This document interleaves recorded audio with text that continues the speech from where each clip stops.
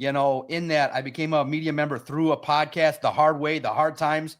Offense is sexy. Everybody loves the quarterback. Everybody loves the dancing wide receiver, the flow of the offense. To me, if I ever were an NFL coach, I would be defense, baby. I love hits. I want my defense I would sound and talk like Kelvin Shepard, and I would like to take the hard road in that I want to have a defense that averages giving up less than 13 points a game for a whole year. It's crazy. It's hard to do. I would stand there and fight the officials and be like, I don't care about all these defensive pass interference calls. I would lead the revolution to get rid of DPI after 10 yards. Let these guys hit. Let these guys go. And we can have DPIs, but I want physical contact. Okay, maybe they won't say 10 yards, but let's say you can bump and press for like 7 yards and let them play physical. Let these diva receivers get open and do some work. So I'm hard road. I take everything more difficult, but I want to call defenses.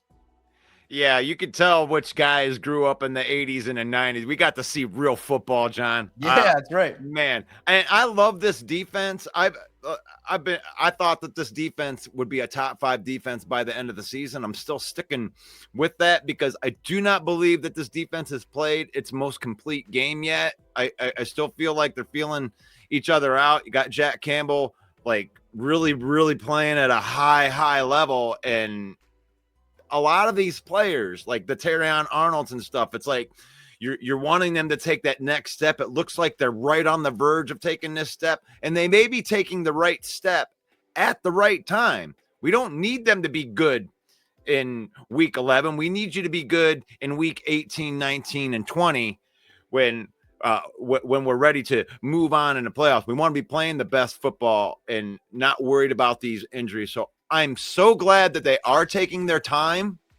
with like these 21-day windows. It seems like they're using 20 of the days before they elevate them to the active roster. It seems that's why we'll probably will see Malcolm Rodriguez, because he was elevated a couple of weeks ago. The Josh Pascal will probably be the week after that, just based off of what we've seen them do, right? I mean, and I really just wanted more of that from you because you got your hand on it. You're right in there. Is that what you're feeling out there? They just like using all the 21 days for their practice window before they elevate them. Yeah, absolutely. Look, man, there's a philosophy with injuries, and the Lions now are experts at how to handle these injuries from what happened last year. First and foremost, you diagnose, assess what's going on, and the Lions don't want the injury to get worse, so that let's say if a guy needed to take 2 games off as opposed to coming back and then getting a 6-week diagnosis because of a re-injury.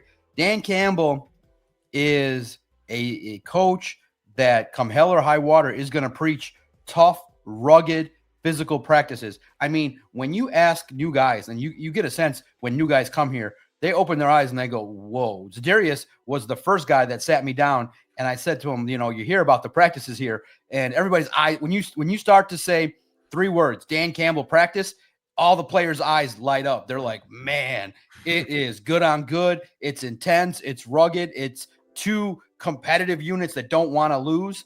And so Dan Campbell wants the guys to practice when they're healthy and to be able to compete at a high level. So he doesn't want to set up any player because he's a player's guy. He knows, based on his previous track record of himself being injured, he's learned from his own experiences that if you rush somebody back where they're not ready, they're not in a position to help your team, and they could risk re-injury. So he always wants the guys to get acclimated, get their legs under them, feel okay without the pressure of, oh my gosh. It's psychological too. Could you imagine if, you come back and then you're right away installed into the game and you got to perform at a high level? You could make a play that just on average, is just one adjustment off and a guy is going for a touchdown. So you don't want that pressure. Dan Campbell wants it so that the guys are relaxed and they can play free and play to their strengths. And by giving them a couple of weeks to feel their legs under them, to feel good, to get back into the rhythm, and to also, this train keeps moving.